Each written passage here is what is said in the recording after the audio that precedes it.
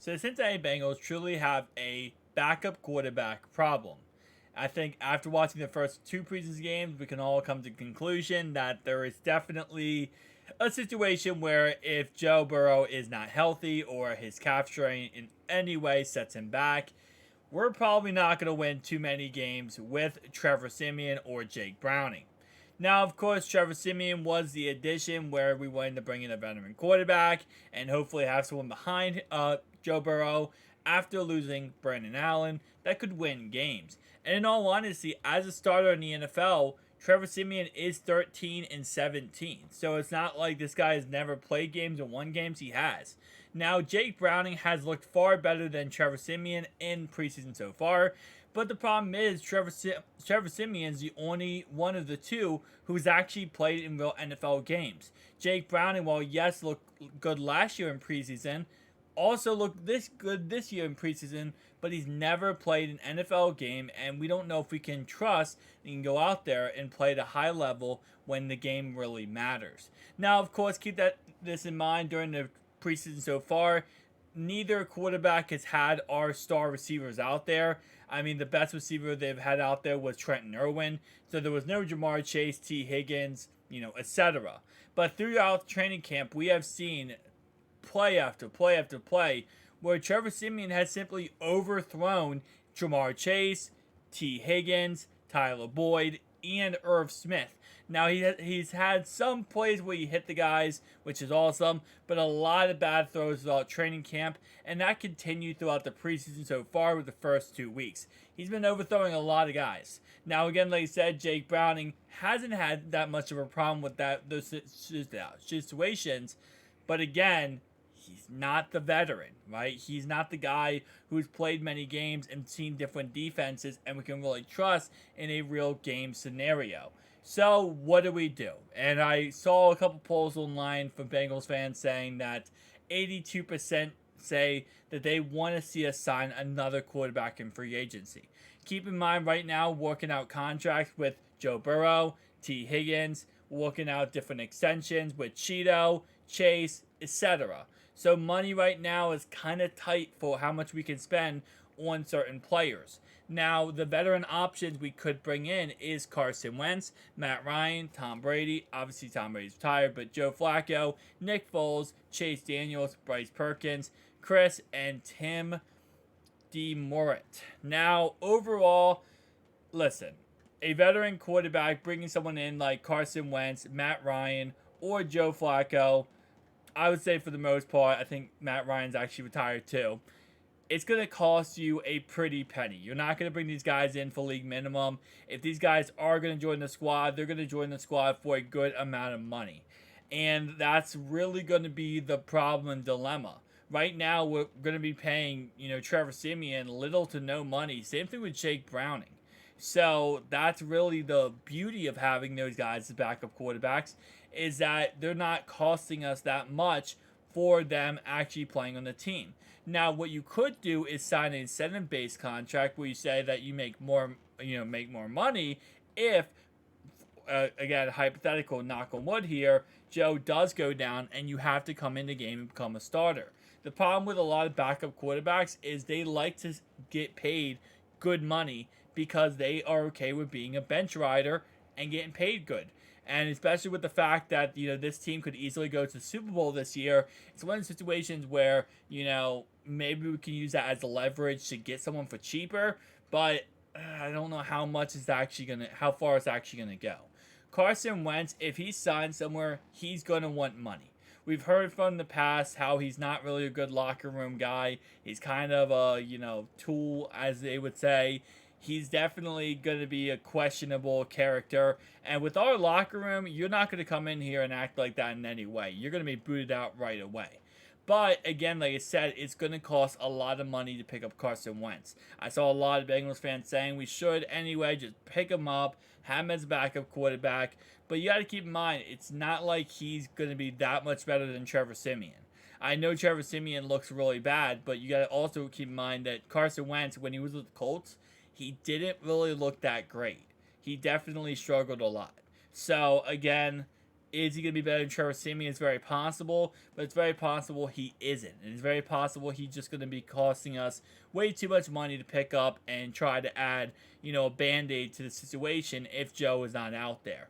Now, the second guy on this list is Joe Flacco. And while, yes, I would think it would be hilarious to watch Joe Flacco become a Cincinnati Bengal and then go and beat the Baltimore Ravens, that would be, again, hilarious. He did beat the Cleveland Browns as a New York Jet, and I thought that was hilarious. I don't think that's realistic in any way for the Bengals to pick up a 38-year-old Joe Flacco, and bring him back to the squad. Now, Nick Foles might not be the worst idea in the world. The reason why I say this is because, yes, you could get him for a lot cheaper probably than what you could get for Carson Wentz.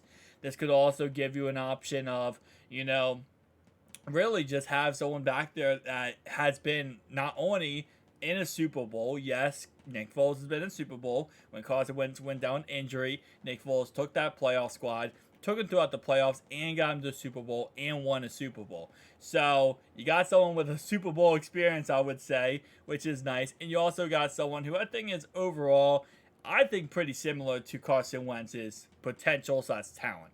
So, but again, like I said, that's not really that much of an upgrade over Trevor Siemian. So I think a lot of people are thinking because, these guys, have accomplished some things in their life, and they have. Both Carson Wentz and Nick Foles have. I don't know how much more they're going to be better than Trevor Siemian out there throwing passes. But again, at the end of the day, if you're like, listen, Trevor Siemian did not work out and we want to move on from him, then yeah, Carson Wentz and Nick Foles are probably the best options. My guess is what the Bengals are going to do is kind of wait and to see who else gets cut after August 28th. Kind of, see what veteran quarterbacks get cut or what backup quarterbacks get cut and kind of hover over those guys. Now, again, like you said, while these options on the on the market right now are okay, I think that they'd rather just wait to see who else becomes available. You got to keep in mind, a lot of teams right now, they have a third, fourth quarterback. And that's simply not going to be the case when the season starts. On August 28th, everyone goes from 90-man to 53-man rosters, and a lot of quarterbacks get cut. So I think right now the best choice for them is just wait, see what they have, maybe give Trevor Siemian and Jake Browning one more game next week, maybe with the starters, with T out there, with Chase out there, see how they play with those guys, and then now you can kind of make a judgment after that game and say, okay, here's what we have. We like this guy. We don't like this guy.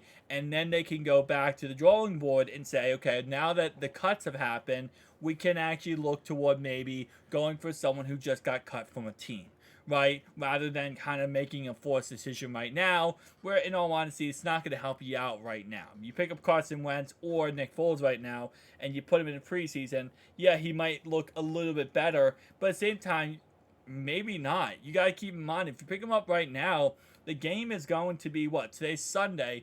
The game's in 6 days. So to have them get to the team, right? Prepare, get, set. I'm going to guess Carson Wentz and Nick Foles here have probably not practiced at a high level, football level, in probably a couple months, maybe up to like 6 or 7 months. So they're going to have to get back to football shape. They're going to also have to go ahead and, practice with these wide receivers, form chemistry with these receivers. I know Carson Wentz was actually out there. I think he had his Eagles helmet on, his Commander jersey on.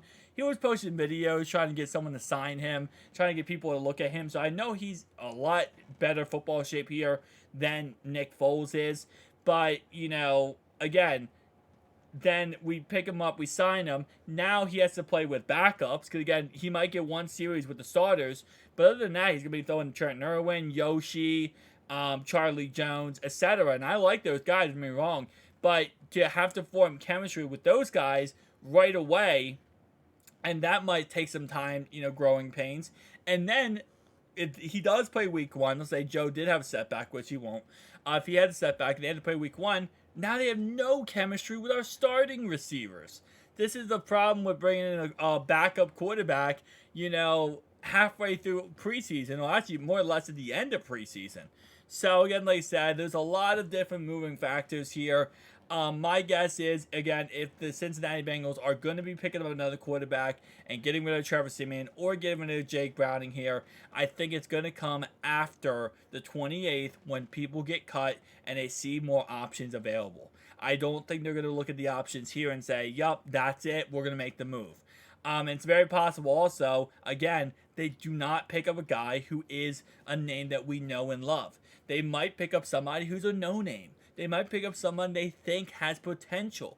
Keep that in mind. It's not always about, like, oh, the biggest, flashiest old veteran name, right? Carson Wentz. Sometimes they might pick up somebody who's kind of just, under the radar, but is also very serviceable. You got to keep in mind that, those players that Bryce Callahan is going to like, that Brian Callahan, my bad, who is going to like, that he's going to be like, you know what? I kind of like that guy. I've seen him play in different systems, different teams. Let's go ahead and bring him in and see how he plays. So again, tell me down below your thoughts and opinions. I'll see you guys in the next one. Peace.